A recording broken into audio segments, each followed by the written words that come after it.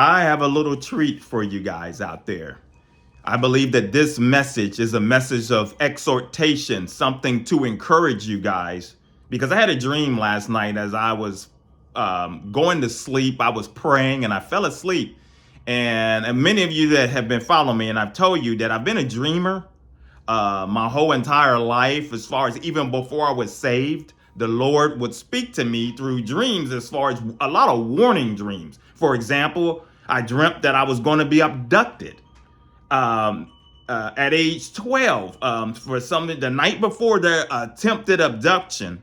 I dreamt that I was going to be abducted. Just scared enough to where when I went to the rec center that evening, the day before, I had a big stick that I put by the door so that I could walk to the bus stop with this stick. And lo and behold, on my way to the bus stop, some man came out of the creek area and tried to get me. And I dropped the stick, folks. I'm sorry, the stick was useless. And I dropped the stick, banging on someone's door till my hands were bloody. A friend of mine in the front of the neighborhood thought that it was shotgun blasts going off. I remember him saying that. I was banging that loud for my life. And over the years, the Lord has always continued to speak to me, even once I got saved. And one way that I knew that I was called to the ministry, once I became saved, immediately I was having dreams that I would be out on a boat going to a remote area with people, out to go speak to them about the gospel, places, going into churches, speaking and preaching the gospel. And that's how I knew. And once my pastor and I sat there, and he sat there and had me go to just sat under some people to learn and go through some learning period, about 3.5 years or so. And as I did that and confirmed my calling, and then, went forward from there. And I, had this dream last night that I wanted to share that was very interesting, because it was like I was in a small setting. I can't remember the exact scriptures or so, but it was my old pastor, associate pastor, some other people that were there, and I was preaching, and I was more so telling them, be encouraged, you be thankful, because it was a conversation. Let me back up. I was having a conversation with my son, my oldest son, the other day, as we were talking about where, incidences where I almost lost my life, or incidences where he was involved in some things to where we know that if we would have died in sin and would have been destined for a place not called heaven, but a place called hell. And, we were talking about how thankful to be. And it was interesting because in this dream, I was telling everybody, you be thankful for the work that he did on the cross for us, that he didn't have to do. You be thankful for the fact that he decided to shed his blood and do what he did so that we can get in right standing with the Lord. And as I was telling this and preaching this to the people, and I remember getting a feeling that they weren't really receiving it for some reason. And I was like, in the dream, like, why aren't they fired up? Why aren't they excited that Jesus died for us? That Jesus cared about us so much that he put his life on the line and gave up everything for us. And it startled me in this dream that everyone was like this. And I say this to say, there's a lot of people out here like that.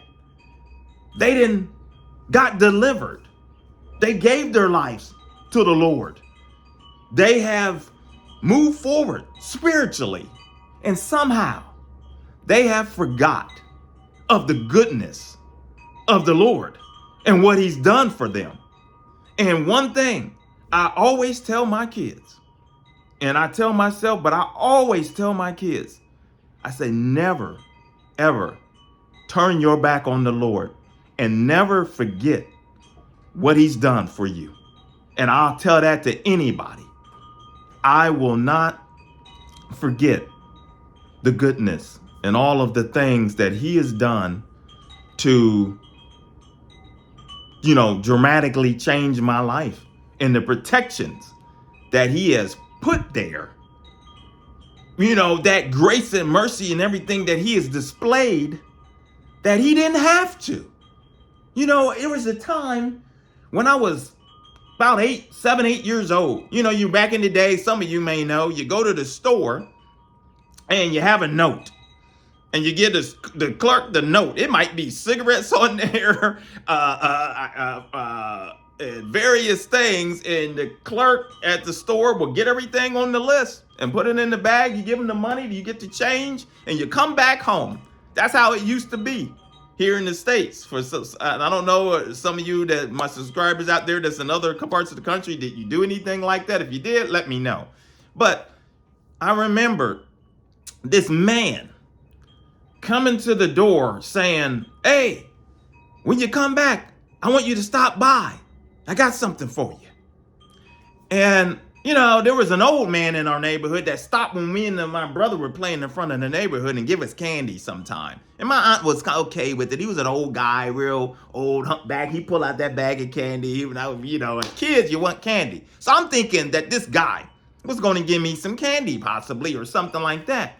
And my aunt always told me, don't stop for nobody. Of course, you're hard-headed as a kid.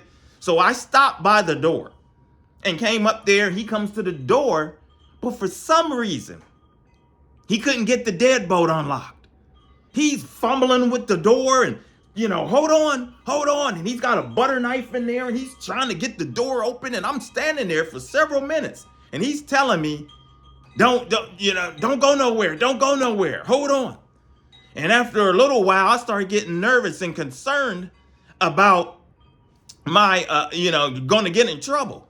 And I decided to go on home and leave. What would have happened? What do you think would have happened if I would have went inside that place? It's scary. I might have went in there, been sexually abused, and never came out possibly. And who knows? But whatever it wasn't going to be good. But these are the little protections that the Lord is there with us.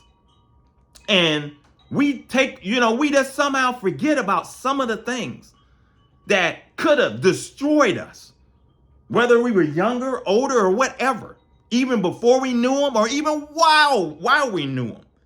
And I just say that, don't forget about the goodness. Don't be like the children of Israel. They did it several times, tons of times. Forget about that he delivered them. Forget about the goodness that he displayed upon them. Forget about that he never has forgotten about them. And we do that as Christians, and we will do that. Forget of all the good things and the things that he's done for us. And then somehow, when we get backed into a corner, we then totally forgot that, you know what? It looked like we weren't going to come through whatever we were going through.